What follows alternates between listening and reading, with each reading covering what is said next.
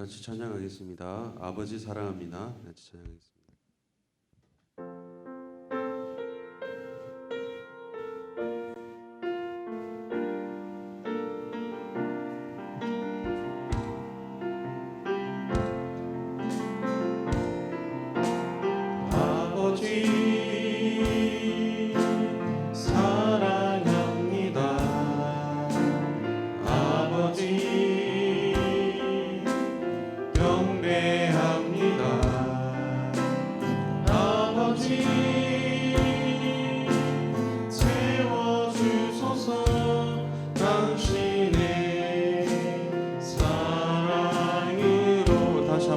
아버지 사랑합니다.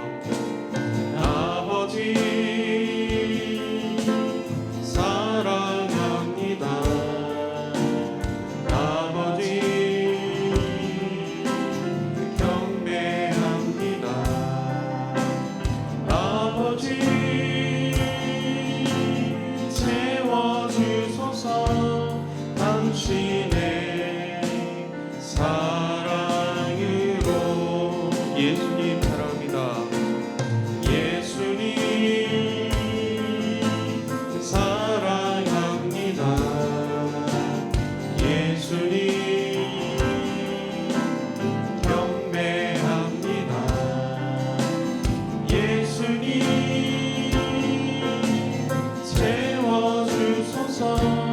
당신의 사랑으로. 성령님 사랑합니다. 성령님 사랑합니다. 성령님 경배합니다. 성령님 채워주소서. 당신의 사랑. 우리 다시 한번 고백하겠습니다. 아버지 사랑합니다. 아버지 사랑합니다. 아버지 경배합니다. 아버지 채워주소서. 당신의 사랑으로. 예수님 사랑합니다.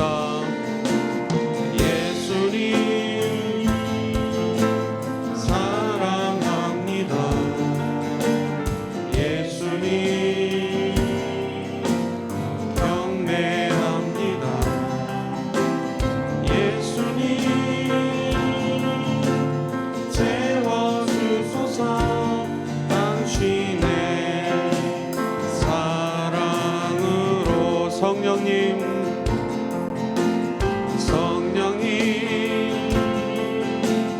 사랑합니다. 성령님 경배합니다. 성령님 채워주소서. 당신의 사랑으로. 완전하신 나의 주. 완전하신 나의 주. 의의 길로 날 인도하소서. 행하신 모든 주님의 영광 다 경배하니. 완전하신 나의 주. 완전하신 나의 주. 의의 길로 날 인도하소서. 행하신 모든 이 주님의 영광 다 경배합니다. 예배합니다. 찬양합니다.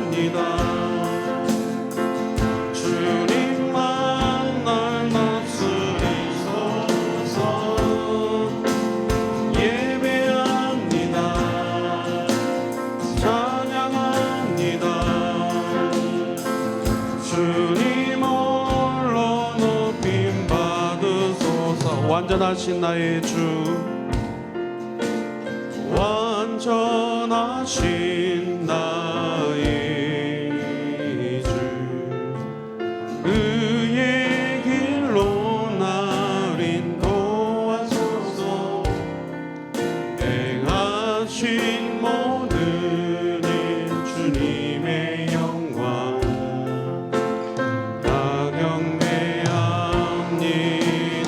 완전하신 나의 주, 완전하신 나의 주, 의의 길로 나를 인도하소서. 행하신 모든 일 주님의 영광 다 경배합니. 예배합니다. 찬양합니다. 예배합니다. 찬양합니다. 주님만 날 다스리소서. 예배합니다. 찬양합니다. 주님 홀로 높임 받으소서. 예배를 위해서 같이 우리 기도하면 좋겠습니다. 오늘도 주님의 은혜로 우리가 이 자리에 왔습니다. 이 자리에 예배하고 싶어도 나오지 못하는 그런 사람들도 있는데 그 가운데서도 우리를 또 사랑해 주시고 은혜로 이 자리에 나와서 예배하게 하심을 감사하고, 또 오늘 우리에게 맡겨주신 교사의 직분을 잘 감당해 나가는 이 주일이 될 수 있도록 우리 아이들을 주님이 주신 마음으로 잘 감당하고 가르치고 또 영적인 삶의 본을 보일 수 있는 그런 교사 또 교육자가 될 수 있게 해달라고 아이들을 위해서 기도하시고, 오늘 우리가 드려지는 모든 예배를 위해서 같이 기도하도록 하겠습니다. 하나님 아버지 감사합니다. 그래서 함께 해주시옵소서. 함께 해주시옵소서. 주님이 원하시는 삶 우리가 살아가는 예배를 통하여서 우리의 삶의 몫을 맡겨지고, 주께서 우리에게 맡겨주신 교사의 직분들을 감당할 수 있도록 주께서 도와주옵소서. 우리에게 맡겨주신 아이들 아버지 어떻게 하면 잘 가르칠까, 어떻게 하면 주님의 잘 믿는 아이 제자로 우리가 키워나갈까 고민하고 기도하며, 그래서 짐스러운 모든 교사와 또 교육자가 될 수 있도록 도와주옵소서. 또 우리가 드리는 예배 위에 주께서 함께해 주시고, 예배를 통하여서 우리 삶의 변화들이 나타날 수 있도록 도와주옵소서. 우리가 간절히 갈망하고 원하고 사모하는 마음으로 주께 나오며 주의 도움을 받고 주님의 크신 은혜와 역사들이 우리의 삶 가운데 나타나며 우리의 삶이 변화되며 주님의 이름을 높이는 그러한 삶이 되게 도와주옵소서. 세상의 정욕을 따라 살지 않게 해주시고 하늘 바라보며 하늘의 산과 바라보며 살아갈 수 있는 자들 되게 도와주옵소서. 아버지 도와주옵소서.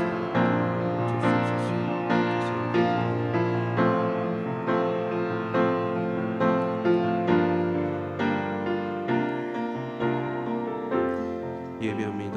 예배합니다.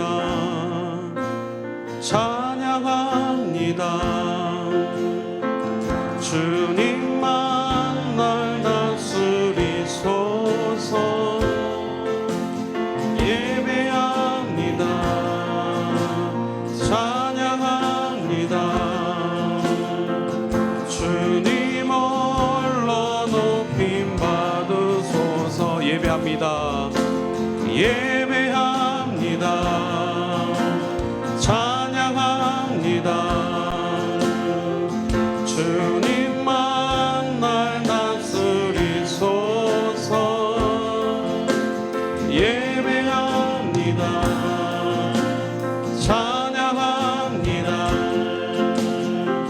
주님 홀로 높임 받으소서.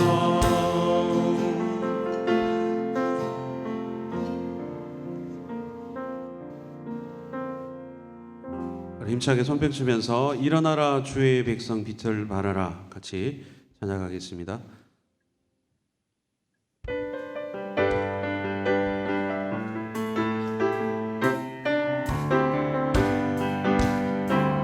일어나라 주의 백성 빛을 발하라. 주가 너의 영광으로 임하시리라. 일어나라 주의 백성, 일어나라 주의 백성 빛을 발하라. 주가 너의 영광으로 임하시리라. 온 세상이 어둠 속에 헤매고 있지만 주가 너와 함께 계셔 회복을 명하리라. 일어나라 빛을 발하라. 만 백성이 너의 빛을 보고 사방에서 나오네. 일어나라 빛을 발하라. 만 백성이 자유함을 얻어 기뻐하는도다. 일어나라 주의 백성, 일어나라 주의 백성 빛을 발하라. 주가 너의 영광으로 임하시리라. 일어나라 주의 백성 빛을 발하라. 주가 너의 영광으로 임하시리라. 온 세상이 어둠 속에 헤매고 있지만 주가 너와 함께 계셔 회복을 명하리라. 일어나라 빛을 발하라. 만 백성이 너의 빛을 보고 사방에서 나오네. 일어나라 빛을 발하라. 만 백성이 자유함을 얻어 기뻐하며 함께 노래 부르리. 소리 높여 할렐루야 부르리. 주님 앞에 나와 찬양 드리며 우리 주님과 함께 기뻐하리라. 나의 창조자, 나의 구원자, 가장 귀한 나의 예수님 찬양합니다. 나의 치료자, 나의 선한 목자 되신 주 예수 나의 주 찬양. 기뻐하며 함께 다시 한번 노래 부릅시다. 기뻐하며 함께 노래 부르리. 소리 높여 할렐루야 부르리. 주님 앞에 나와 찬양 드리며 우리 주님과 함께 기뻐하리라. 나의 창조자, 나의 구원자, 가장 귀한 나의 예수님 찬양합니다. 나의 치료자, 나의 선한 목자 되신 주 예수 나의 주. 나의 창조자, 나의 구원자, 나의 창조자, 나의 구원자, 가장 귀한 나의 예수님 찬양합니다. 나의 치료자, 나의 선한 목자 되신 주 예수 나의 주 찬양하리. 나의 창조자, 나의 구원자, 가장 귀한 나의 예수님 찬양합니다. 나의 치료자, 나의 선한 목자 되신 주 예수 나의 주 찬양. 우리의 마음으로 고백합시다. 나의 창조자, 나의 창조자, 나의 구원자, 가장 귀한 나의 예수님 찬양합니다. 나의 치료자,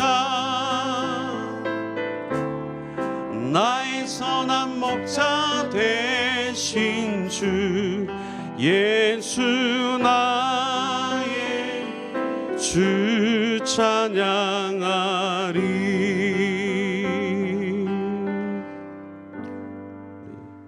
유튜브를 위해서 김도현 집사님 기도해 주시겠습니다.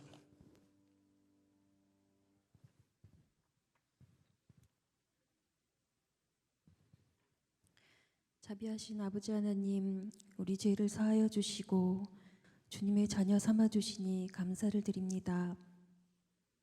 죄 사함을 받았으나 하나님의 공의와 사랑을 잊지 않게 해주세요.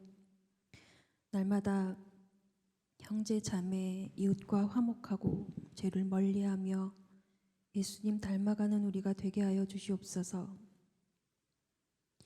유치부를 위해 기도드립니다. 아주 어리고 작은 아이들이 예배를 드릴 때마다 조금씩 성장해 가는 것에 감사드립니다.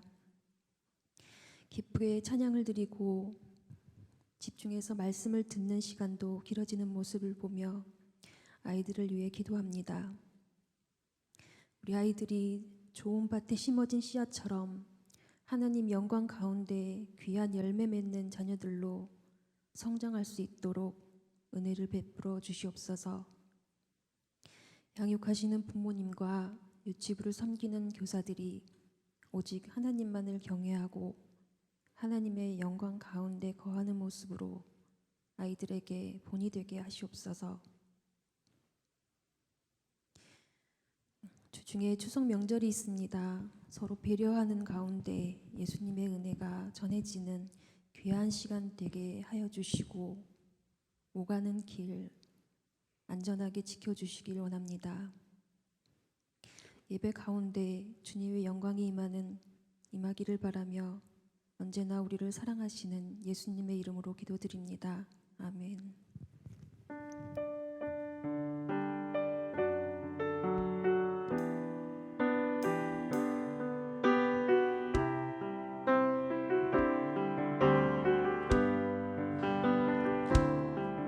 내 눈 주의 영광을 보네. 우리 가운데 계신 주님, 그 빛난 영광 온 하늘 덮고 그 찬송 온 땅 가득해. 내 눈 주의 영광을 보네. 찬송 가운데 서신 주님, 주님의 얼굴을 온 세상 향하네. 권능의 팔을 드셨네. 주의 영광 이곳에 가득해. 우리 선의 주님과 함께 찬양하며 우리는 전진하리. 모든 열방 주 볼 때 다시 한번 찬양합니다. 내 눈 주의, 내 눈 주의 영광을 보네. 우리 가운데 계신 주님, 그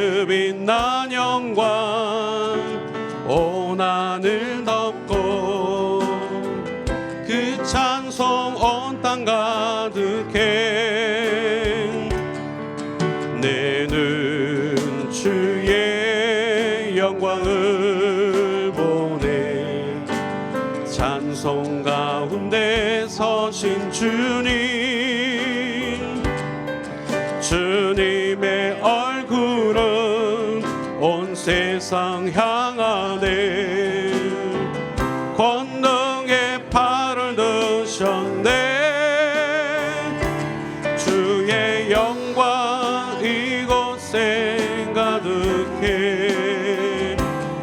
우리 선의 주님과 함께 찬양하며 우리는 전진하리. 모든 열방 주의 영광 이곳에 가득해. 주의 영광 이곳에 가득해. 우리 선의 주님과 함께 찬양하며 우리는 전진하리. 모든 열방 죽을 때까지. 초등부를 위해서 우리 정성 선생님 기도해 주시겠습니다.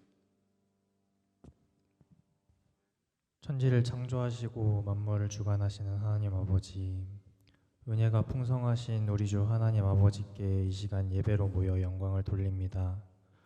하나님 아버지, 이 시간 강서교회 초등부 아이들과 선생님, 부모님을 위해 기도할 수 있게 해주심에 감사드립니다. 주님의 역사하심으로 이렇게 강서교회 초등부 공동체로 모이게 하심에 감사드립니다. 예수님께서 보여주신 그 크신 사랑으로 저희의 죄를 용서하시고 지금도 변함없이 우리를 사랑으로 자녀 삼아 초등부 교사로 부르셔서 아이들을 가르치고 거기서 하나님의 사랑을 배울 수 있게 하심에 감사드립니다. 그러나 하나님 아버지, 많은 초등학생 아이들이 하나님의 말씀을 믿기 어려워하고 세상으로 눈을 돌리고 있습니다. 하나님의 말씀을 묵상하는 것을 지루해하며 기도를 어려워하며 하나님께서 주시는 사랑을 느끼지 못하고 있습니다. 하나님 아버지, 저희 교사들이 하나님께서 보여주신 사랑을 초등부 아이들에게 온전히 행함에 부족했음을 이 시간 고백합니다. 하나님께서 사랑하시는 아이들을 저희는 사랑으로 돌보지 못하였습니다. 아이들이 하나님의 가르침에서 벗어나 세상의 유혹에 흔들릴 때 하나님의 더 큰 사랑을 아이들에게 보여주지 못하였음을 고백합니다. 그만큼 많은 기도와 말씀으로 아이들을 가르치지 못하였음을 고백합니다. 우리를 불쌍히 여겨 주시옵소서. 저의 연약함을 이 시간 다시 한번 고백합니다. 하나님 아버지, 이 시간 우리의 이러한 죄된 모습들을 주님 앞에 온전히 내어드릴 수 있길 원합니다. 세상의 유혹에 시도 때도 없이 죄를 범하게 되는 우리들임에도 불구하고 하나님께서 우리를 자녀 삼아 돌보시는 것 같이 우리도 초등부 아이들을 사랑으로 돌볼 수 있기를 원합니다.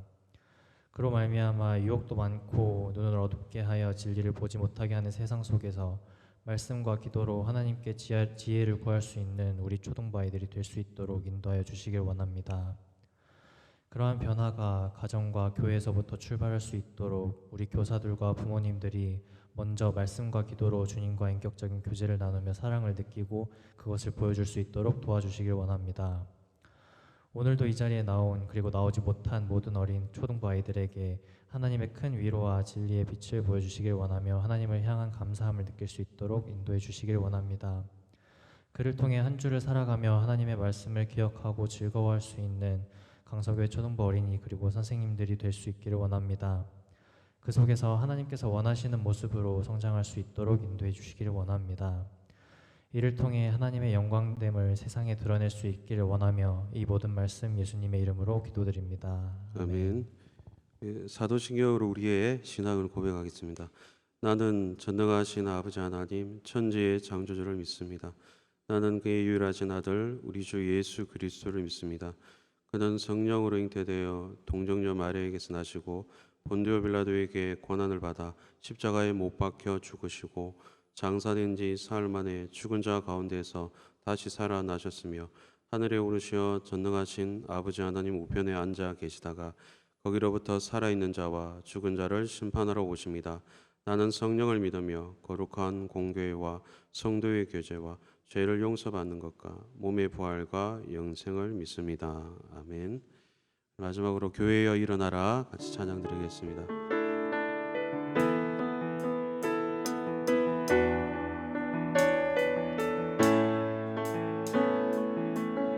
교회여 교회여 일어나라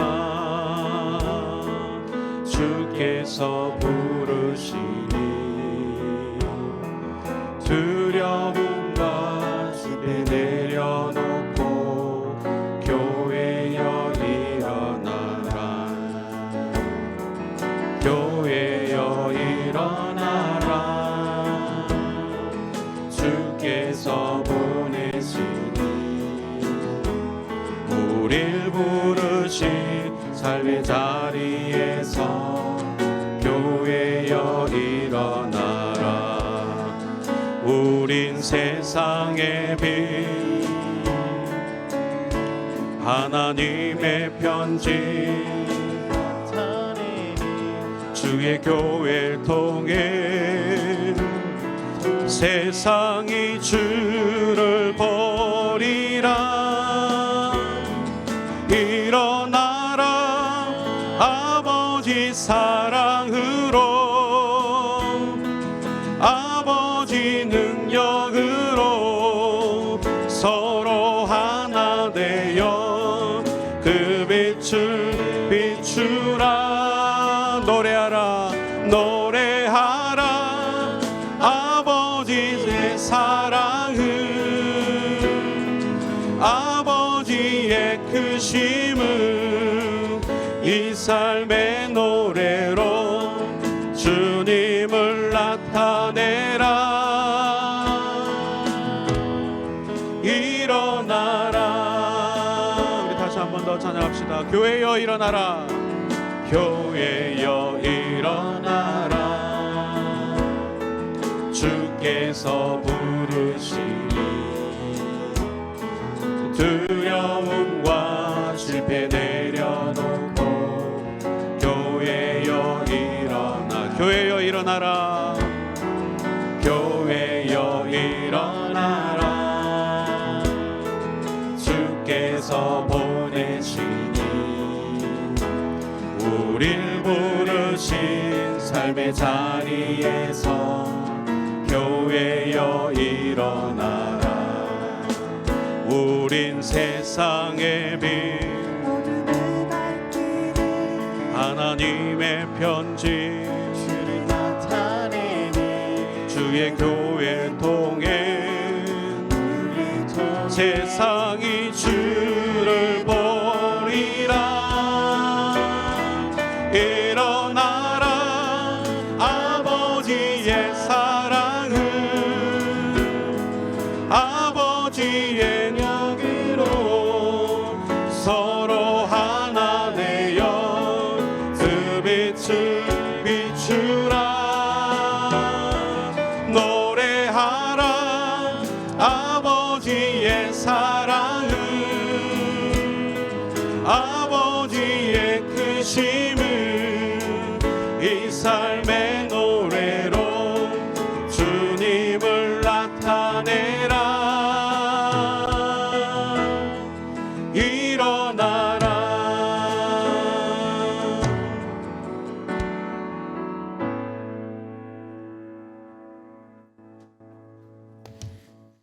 에스겔 13장입니다. 구약 성경 1165페이지 있습니다.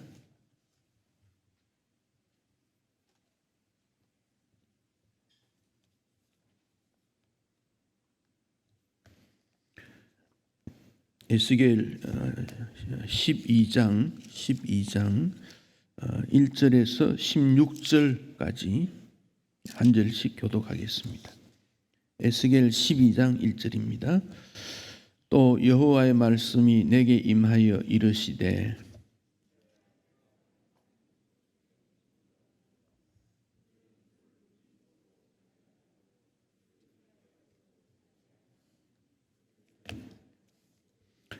인자야 너는 포로의 행장을 꾸리고 낮에 그들의 목전에서 끌려가라.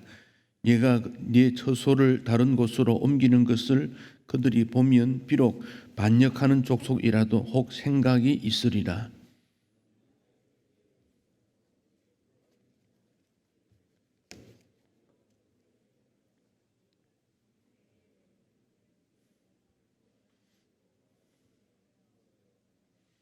너는 그들의 목전에서 성벽을 뚫고 그리로 따라 옮기되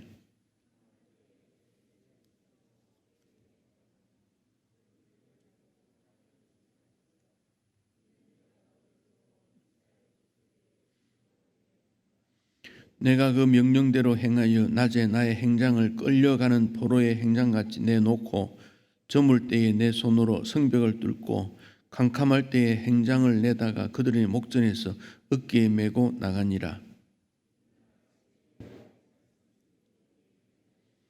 인자야 이스라엘 족속 곧 그 반역하는 족속이 내게 묻기를 무엇을 하느냐 하지 아니하더냐.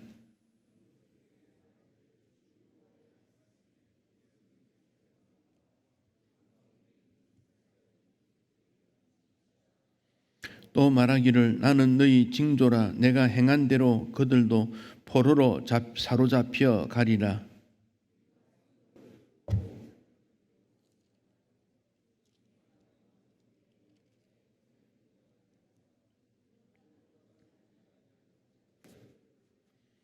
내가 또 내 그물을 그 위에 치고 내 올무에 걸리게 하여 그를 끌고 갈대아 땅 바벨론에 이르리니 그가 거기에서 죽으려니와 그 땅을 보지 못하리라.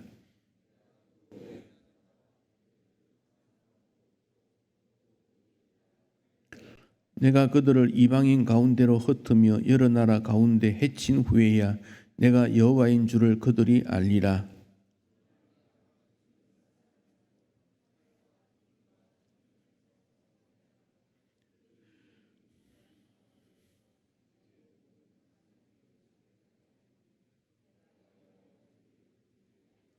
아멘. 16절까지 우리 보았습니다.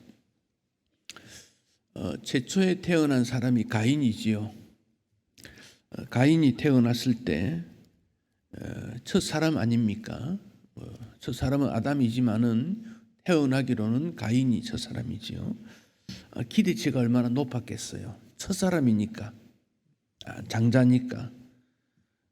아담이 또 하와와 아주 결심하고 하나님의 은혜를 구해서 얻은 자녀니까 기대가 아주 높았으리라 생각합니다.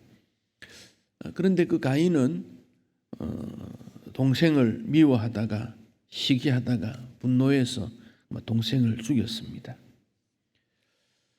가인의 삶의 특징을 창세기 4장 16절에서 여호와 앞을 떠나서라는 말씀으로 표현이 됩니다. 우리 성경에서 여호와 앞이라는 이 말은 여호와의 얼굴 이런 뜻이에요. 여호와를 떠났다. 빛 대신 여호와를 떠나면 어두움에 거할 수밖에 없어요. 어두움이라는 것이 죽음의 세계, 심지어 지옥의 세계, 다 어두움의 세계입니다. 그 세계는 하나님의 자비와 은혜가 사라진 세계입니다. 하나님의 사랑과 은혜가 없는 어두운 세계에 결국 가인은 살다가 에덴 동쪽으로 이사를 갑니다. 에덴 동쪽 놋, 이 놋 땅은 유리한다, 방황한다, 떠돌아다닌다, 그런 뜻이지요. 그곳에서 떠돌아다니지 않으려고 집을 짓고 성을 쌓게 되지요.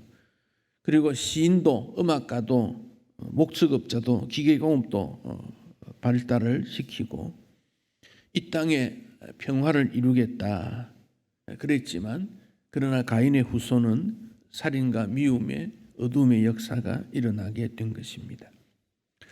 가인 후손의 특징은 하나님 말씀을 진지하게 듣지 않습니다. 이 가인 후손의 요소들이 오늘 우리 사람들에게 많이 있습니다.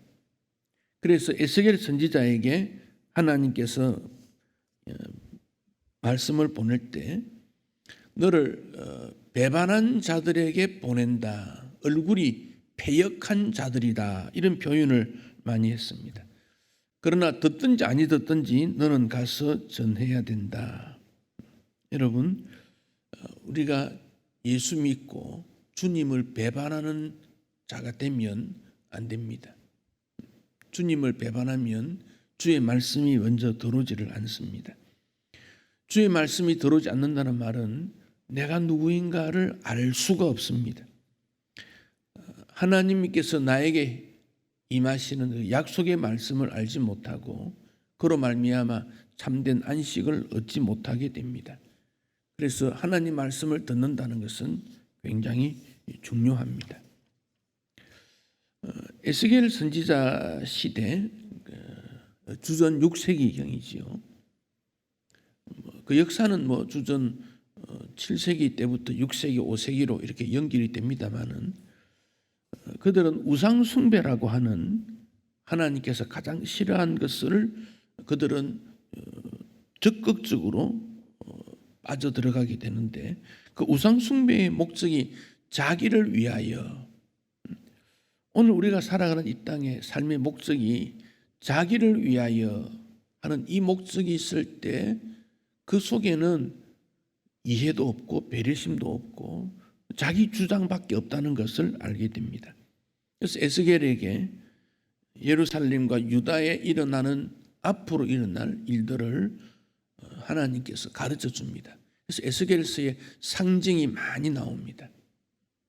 예루살렘을 토판에 그림을 그려서 그 예루살렘 주변에 사다리를 놓고 흙응덕을 만들어서 보위하고 철판을 만들어서 분리되고 바빌론으로부터 포로반되는 이런 것들을 하라 그러고, 북쪽으로 누워서 390일, 남쪽으로 누워 40일, 북왕국 남왕국이 멸망될 것을 보여주는 일들, 예루살렘 안에 기근으로 먹는 것이 적어지는 어떤 내용들, 머리털과 수염을 깎아서 3분의 1은 예루살렘 안에서 불태우고 3분의 1은 바깥에서 칼로 치고 또 3분의 1은 바람에 흩어버리는 그런 하나님의 심판에 대한 어떤 상징적인 내용들, 하나님의 진노와 심판을 결코 피할 수 없다 하는 점을 보여줍니다. 그래서 우리의 신앙에 있어서 꼭 기억해야 될 것은 창조신앙도 중요하고 부활신앙도 중요한데 그중에 이 심판, 재림의 종말에 관한 신앙도 우리가 놓치지 말아야 됩니다. 창조신앙과 부활신앙을 추구해야지만, 그러나 여기에만 있으면 종말신앙을 놓치게 됩니다. 최종적인 모습, 주님 앞에 어떻게 서야 될 것인가, 그 점을 놓치면 안 됩니다. 퍼포먼스라는 예술의 한 장르가 있습니다. 1970년대부터 이런 게 표현이 됩니다만은 연기, 연주 혹은 조형, 이렇게 음악, 영상 여러 가지 예술들을 통해서 나타나는 행위 예술, 표현하는 예술, 그 속에 어떤 의미를 던지는 것이지요. 그러나 이미 에스겔 시대에, 그러니까 주전 592년, 주전 6세기 경에 이미 이런 뜻이 나타났으니까 참 성경의 내용들은 참 훨씬 오늘 시대보다 앞선다 하는 것을 보여줍니다. 왜 퍼포먼스적인 상징적인 그런 일을 해야 되는가? 본문 2절에 보면 그들이 반역하는 족속이기 때문에 눈이 있어도 보지 못하고 귀가 있어도 듣지 못하기 때문이다. 그러니까 이런 일을 하는 이유는 그래도 어떻게 하든지 보고 듣고 느끼도록 하기 위함이다. 그 목적을 분명히 밝히고 있습니다. 중요한 것은 하나님과 백성들과의 그 약속이지요. 성경은 약속이라는 것은 굉장히 중요한 주제입니다. 그래서 구약을, 신약을 이렇게 나누지 않습니까? 약속을 중심해서 예수님을 이 땅에 보내시겠다고 하는 약속을 중심해서 그 이전 약속, 이후 약속, 약속 아닙니까? 그 외에도 성경에 보면 아브라함 약속, 노아 약속, 모세 약속, 시내산 언약, 세겜 언약, 길갈 언약, 약속이 굉장히 많이 나옵니다. 그 약속이 무엇입니까? 하나님 말씀 순종하면 하나님께서 지켜 보호하시고 그 약속을 지키지 아니하고 배반하면 하나님으로부터 심판받는다, 그 점이지요. 그런데 이스라엘 백성들이 그 약속을 지키지 않으므로 에스겔에게 행위를 통한 어떤 모습을 보여주는데, 그 행위, 오늘 본문에는 3절에서 7절의 그 내용이 나옵니다. 그 포로의 행장을 꾸리고, 그리고 밤에 너는 밖으로 그것도 성벽을 뚫고 나가라. 그런 내용입니다. 야반 도주해라, 그런 말입니다. 여러분, 야반 도주라는 말은 야밤 아니고 야반입니다. 야반 도주라는 말은 밤을 반으로 딱 둘 나눈다는 거예요. 야반. 그리고 딱 나누었을 때 딱 중간되는 시점, 그때 도망간다. 그 말이 야반 도주예요. 그걸 보통 우리는 밤 12시 이렇게, 저는 6시부터 아침 6시까지를 밤이라고 말할 때 밤 12시에 도망간다, 그런 말이죠. 오늘날은 밤에도 여러 가지 일들을 할 수 있지만, 그러나 이전에는 해가 있을 때를 중심한 시대는 야반 도주라는 것은 무언가 주변 사람들로부터 도망을 가야 되는 어떤 그런 일이 있을 때 그 일을 해가 되지요. 행장이라는 말이 여러 번 반복이 나옵니다. 12장에서는 행장을 꾸리고, 이건 NIV 성경에서는 포로 생활에 필요한 짐이다, 이렇게 번역을 했습니다. 그러니까 행장을 꾸리라는 것은 포로 생활을 위하여 필요한 짐을 챙기는 것이다, 그렇게 말합니다. 그래서 낮에 그 행장을 꾸려서 집 밖으로 내어놓고 저물 때 포로의 행장같이, 포로가 무엇입니까? 자연스럽게 자유스럽게 내 마음대로 걸어가는 게 아닙니다. 묶여서 억지로 끌려가는 모습이지요. 그런 모습으로 가야 된다. 어깨에 메고, 그것도 6절에 캄캄할 때 얼굴을 가리고 땅 보지 말고, 주변 사람들이 그 사람이 누군지 알지 못하도록, 5절에서는 성벽을 뚫고, 이 모습을 보면 포로로 잡혀가면서 얼굴을 가리고 주변 환경을 보지 못하게 하고 끌려가는 그런 모습이지요. 근데 에스겔은 그렇게 할 때 이게 무슨 말인지 잘 몰라요. 잘 모릅니다. 그러나 하나님께서 하라고 했으니까 실천하게 됩니다. 그 8절에 보면 이튿날, 그러니까 그 다음 날이지요. 그 앞날 그런 말이 있고, 그 이튿날 또 말씀이 주어집니다. 이게 무슨 의미냐 해석을 해줍니다. 9절에 너 이스라엘 백성들이 무슨 행위냐 묻지 않더냐? 너는 대답할 수 있느냐? 대답할 수 없다는 거죠. 그럼 무슨 행위냐? 10절에 보면 이렇습니다. 예루살렘 왕과 이스라엘 온 족속에 대한 묵시 계시다. 즉 왕 이스라엘 백성에 대한 미래에 일어날 일을 에스겔에게 보여주신 거다, 그런 말씀입니다. 여러분, 이런 퍼포먼스를 했을 때 사람들이 느끼는 것은 이사를 하는 주인공이 누구일까? 왜 이사를 해야 할까? 왜 밤에 해야 될까? 포로의 모습일까? 얼굴을 가려야 될까? 이런 느낌들을 보는 사람들이 마음에 들 것입니다. 왜 그럴까? 그랬을 때 하나님께서 에스겔에게 10절에서 예루살렘 왕과 이스라엘 족속에 대한 거다라고 해석을 해 주었습니다. 11절에는 더 정확하게 징조인데 포로로 잡혀간다. 12절에 무리가 성벽을 뚫고 행장을 거리로, 성벽 뚫은 벽 사이로 나가고, 왕은 어두울 때, 왕이 출입할 때 주로 낮에 출입하지요. 그런데 어두울 때 어깨에 행장을 메고 눈으로 땅을 보지 못하고 자기 얼굴을 가리고 그렇게 간다, 그런 말씀을 했습니다. 지금 에스겔이 예언했던 내용은 주전 592년인데 이런 일이 이스라엘 역사 중에 일어났을 때는 주전 586년입니다. 그러니까 5년 6년 뒤에 이런 일이 역사 속에 일어났는데 열왕기하 25장 1절 이하에 보면 시드기야 왕 9년 열째 달 11일이다 그랬습니다. 느부갓네살이 군대를 거느리고 예루살렘을 포위했을 때 기근이 심하고 양식이 떨어지고 군사들이 밤중에 성벽 사이에 왕의 동산 견문길로 도망했다.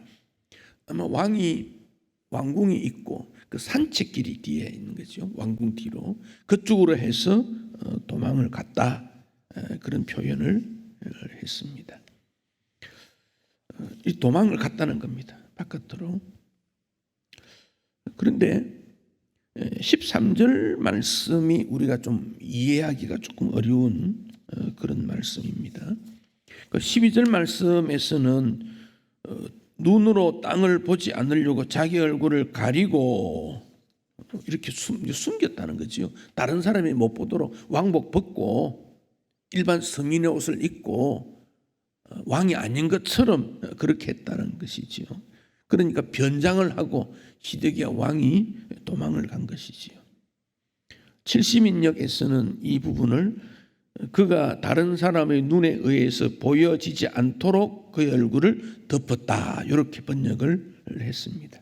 그런데 13절에 보면 13절에서 이 내라는 말이 나옵니다. 내가 또 내 그물을 그 위에 치고 내 올무에 걸리게 하여 그를 끌고 갈대아 땅 바벨론에 이르리니 거기서 죽었다. 여기 내가 누군가? 에스겔인가? 느부갓네살인가? 아니면 하나님을 가르치는 건가? 거기에 따라 해석이 달라집니다. 그런데 이 내라는 이 부분이 영어 성경에서는 대문자로 나타나져 있습니다. 대문자로 표현됐다는 말은 여호와 하나님을 의미합니다. 그러니까 시드기야 왕이 도망을 쳤는데 거물을 누가 쳤느냐?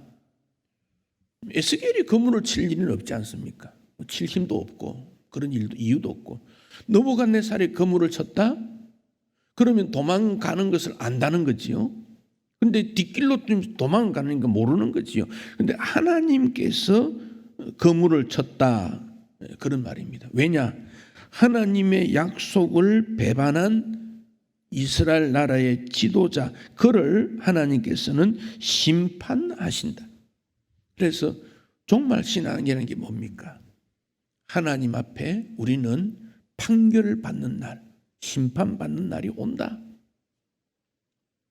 이게 성경에서 가르치는 매우 중요한 종말 신앙의 모습입니다. 결국 시드기야는 끌려가서 죽었고 13절 뒷부분에 그 땅을 보지 못했다. 시드기야는 결국 눈이 뽑힙니다. 눈이 뽑혀서 포로로 잡혀갑니다. 포로의 눈을 빼는 관습이 고대 역사들에 보면 있는데 그 이유는 상대방에게 공포심을 주고 굴욕감을 주기 위한 전술이었다 하는 것이지. 시드기야 두 눈이 뽑히는 것은 예레미야 선지자도 예언한 게 있습니다. 예레미야 52장 11절에서 두 눈을 빼고 노사스로 결박해서 끌려가서 죽는 날까지 감옥에 갇힌다. 역사 속에서 에스겔에게 보여주었던 상징적 행위, 퍼포먼스는 그대로 이루어졌다 하는 점을 보여줍니다. 왜 이런 일을 보여주었겠습니까? 여기 우리가 기억해야 될 것은 지도자의 책임이라는 거죠. 지도자의 책임. 우리나라 조선시대가 그 유교 문화입니까? 중국의 영향이지요. 그 중국 문화 봉건 제도에서 나타난 그 인간의 계층은 한 5개로 나눕니다. 천자, 황제라 그러죠. 제후, 왕이지요. 그 밑에 대부, 큰 어떤 부자, 관리인, 그다음에 사부, 그다음에 서인. 군주는 천자나 제후는 군주라 그러고 대부와 사가가 지배계층입니다. 합쳐서 사대부 그렇게 말하지요. 그 사대부들의 정신에 선우후락이라 하는 말이 있습니다. 선우, 먼저 근심한다. 그 후에 즐긴다. 다시 말하면 세상의 근심을 내가 다른 사람보다 먼저 하고, 즐거움은 다른 사람보다 늦게 느낀다, 차지한다. 즉 슬픔과 아픔과 고통은 먼저, 기쁨과 행복은 뒤에, 이런 뜻이에요. 그러니까 우리 예수님께서도 우는 자가 복이 있다. 왜 울어야 됩니까? 세상의 죄와 타락을 바라볼 때 그리스도인의 마음으로, 예수님의 마음으로 이건 정말 고쳐야 되겠다, 치유해야 되겠다, 새로워져야 되겠다, 그래야 하나님의 나라를 이루겠다고 하는 그런 뜨거운 마음이지요. 오늘 교회 아니든 사회든 빠른 성공, 유명한 자, 이런 일이 가득합니다. 시대적 풍조입니다. 사람들은 그것을 도덕이다, 윤리다, 그런 잣대지, 그것을 나쁘다 말하지 않고 다 그럴 수 있는 거 아니냐, 다 사람 마음이 있는 거 아니냐, 그런 생각에 우리도 짓눌려져 있습니다. 그러나 그런 생각이 사람들의 마음에 있을 때 주는 영향이 공허감입니다. 그렇게 해서 권력을 잡았고 부자가 되었고 학식을 갖추었고 자격증을 얻었다고 하는 것이 무슨 의미가 있느냐는 거지요. 그런 지위에 있든지 있지 않든지, 지위에 있는 사람도 마찬가지고 그런 지위에 있지 않는 사람 모두에게, 또 그렇게 해서 어떤 것을 갖추었다는 사람도 그렇고 갖추지 못한 사람도 그렇고, 모두가 자신의 문제에 몰입되고 외형적으로만 갖추려고 하는 것이 오늘의 시대 모습이지요. 에스겔 선지자의 시대나 지금의 시대나 별로 차이가 나지 않습니다. 그 당시 왜 그렇게 합니까? 잘 살아보자. 잘 살아보자. 다른 나라부터 인정받아보자. 우리도 사치와 화려한 생활을 해보자. 편안함을 누리자. 딱 그 목적입니다. 그것을 나쁘다, 그렇게만 말할 수는 없겠지요. 그러나 그런 것을 이루는 과정이 어떤가 하는 거지요. 정말 수고하고 땀을 흘리고 노력해서 하나님 은혜로. 청빈이라는 것은 청빈이 목적이 아닙니다. 청빈은 청빈을 통해서 하나님을 더 알아가는 그 목적을 위해 청빈이 필요한 것이, 청빈 생활을 목적으로 청빈을 주장하는 것은 맞지 않습니다. 성경에 있는 수많은 부자들도 청빈을 통해서 하나님 알아가고 하나님의 뜻을 펼쳐나가는 것이 목적이지 청빈 생활 자체를 목적으로 삼지 않습니다. 제가 기도원 협회 세계적인 조직 속에 어떤 재정부를 맡았던 장로님을, 호주 사람인데 만날 일이 있어 뵀더니 그분이 호주의 땅을 굉장히 넓게 갖고 있대요. 자기 땅이.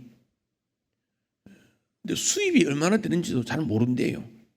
그런데 그분은 자기 수입의 50%를 기도원, 성경을 공급하는 그 일에 헌신하고 있다는 거죠. 그분에게 당신이 부자인 것을 책망하는 사람 누가 있겠습니까? 하나님이 주신 은혜와 축복을 하나님 나라 위해서 사용하고 있는 그것을 누가 말할 수 있겠습니까? 부자라고 무슨 말을 할 수 있겠습니까? 부자를 탓하는 게 아닙니다. 하나님께서 세상을 창조하시고 세상에 소금과 빛이 되라고 하시고 예수님의 십자가를 따르는 그 길을 통해서 세상의 지도자가 되고 교회의 지도자가 되고, 그렇게 해서 나라를 이끌어 가라고 왕도 세우고 유대 지도자들도 세웠는데, 그들은 그런 하나님의 나라와 하나님의 뜻, 세상에 함께 평화를 이루어가는 그것보다는 어떻게 하든지 좀 더 편안과 높아짐과 존귀함을 받는 거기에 관심을 두었던 그들에 대한 하나님의 심판을 말씀하고 있지요. 여러분 에스겔 14장 13절을 한번 보십시다. 에스겔 14장 13절 14장 13절 인자야 가령 어떤 나라가 불법을 행하여 내게 범죄함으로 내가 손을 그 위에 펴서 그를 의지하는 양식을 끊고 기근을 내려 사람과 짐승을 그 나라에 끊는다 하자. 14절 비록 누가 나옵니까? 노아, 다니엘, 욥 이 세 사람이 거기 있을지라도 그들은 자기의 공의로 자기의 생명만 건진다. 무슨 말입니까? 노아나 다니엘이나 욥은 하나님께서 인정하신 의인입니다. 그러나 이런 믿음의 사람이 있을지라도 하나님의 심판을 막지는 못한다. 그런 뜻이에요. 하나님의 심판은 공의로운 반드시 일어나는 심판이다. 그런 말씀입니다. 자, 다시 에스겔 12장으로 돌아옵니다. 15절과 16절을 보십시다.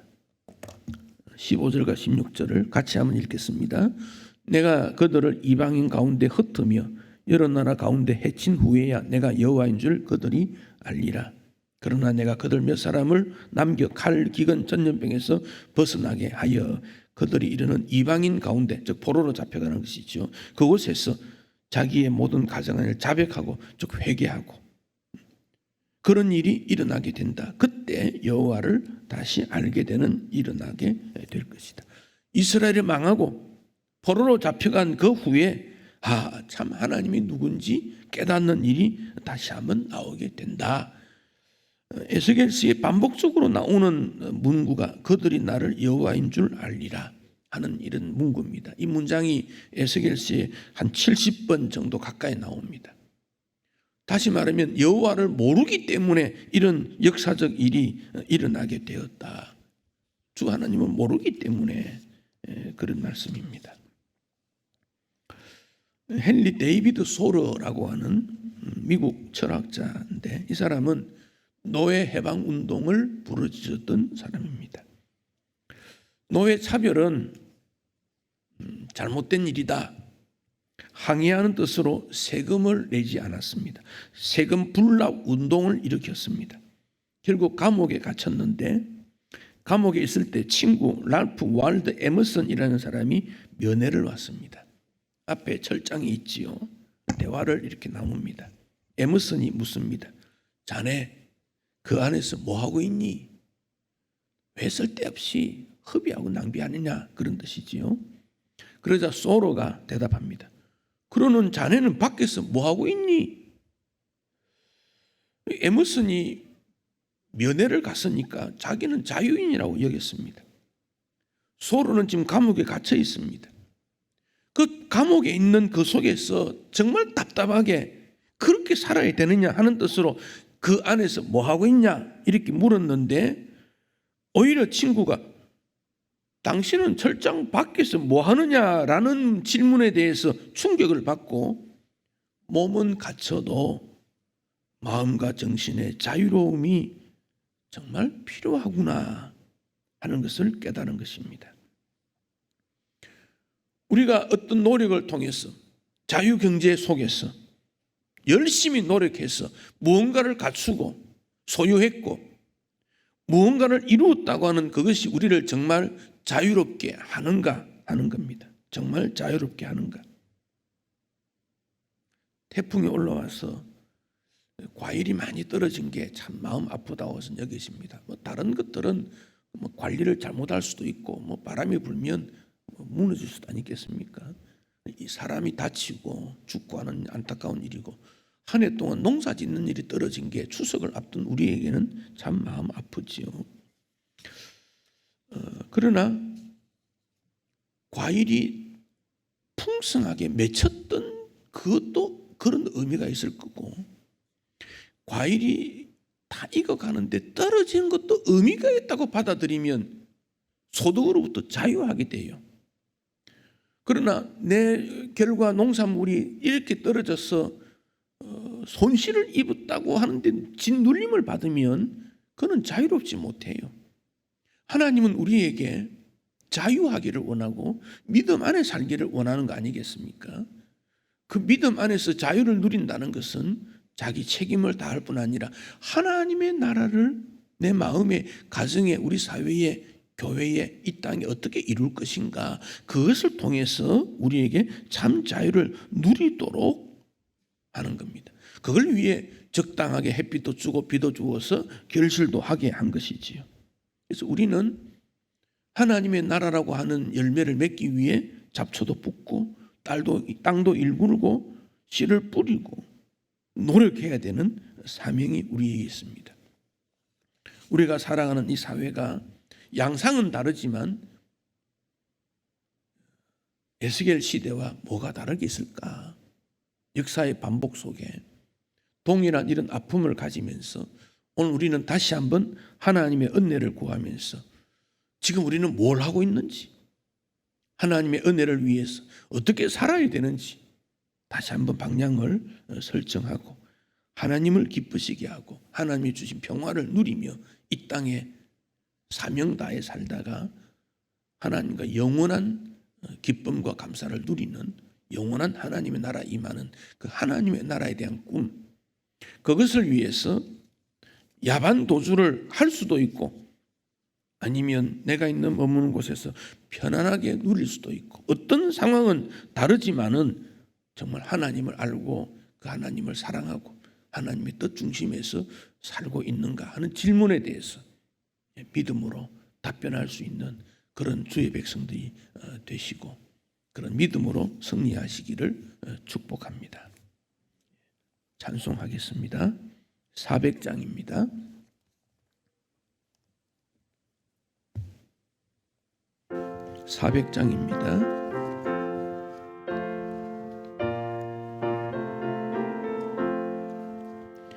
험한 시험 물속에서 나를 건져주시고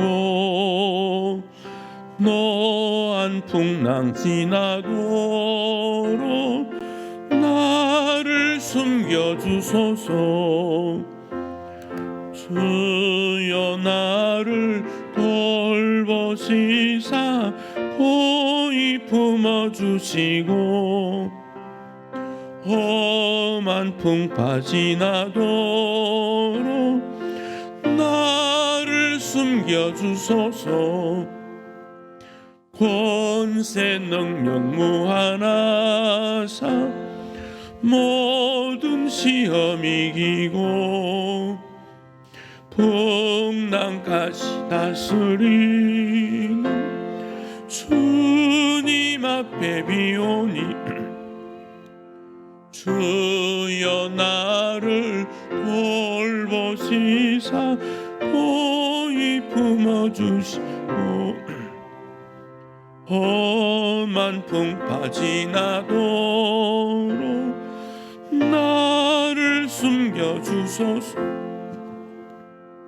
죄악길에 빠진 이 몸 캄캄한데 헤매며 부러지는 나의 원 들으소서 내 주여. 주여 나를 돌보시사 고이 품어주시고 험한 풍파 지나도록 나를 숨겨주소서. 아멘.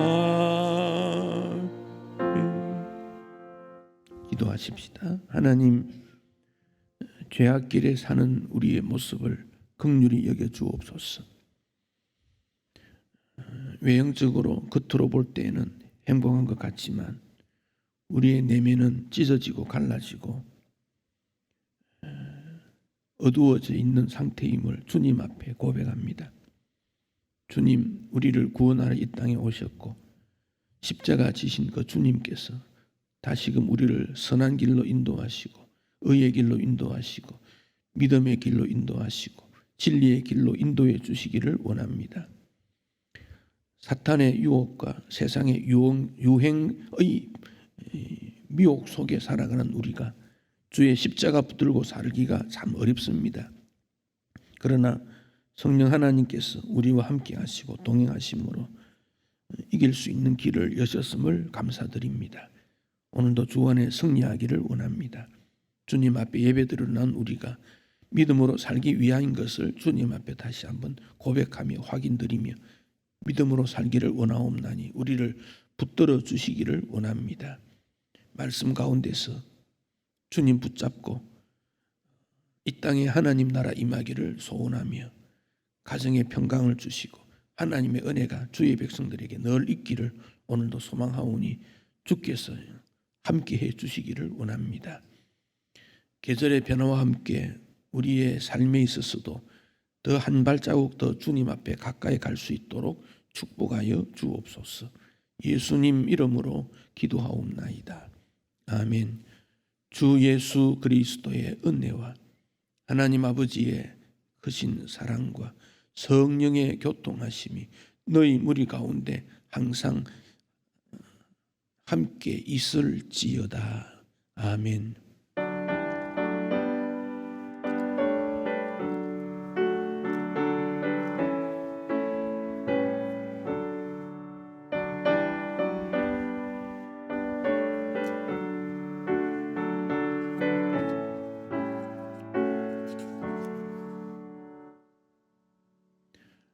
주보 광고는 주보 교회 소식란 참고하시고 들은 말씀 기억하시고 한 2, 3분이라도 여러분 개인적으로 하나님 앞에 기도하고 그렇게 일어서면 좋겠습니다. 개인 기도하는 시간 잠시 갖겠습니다.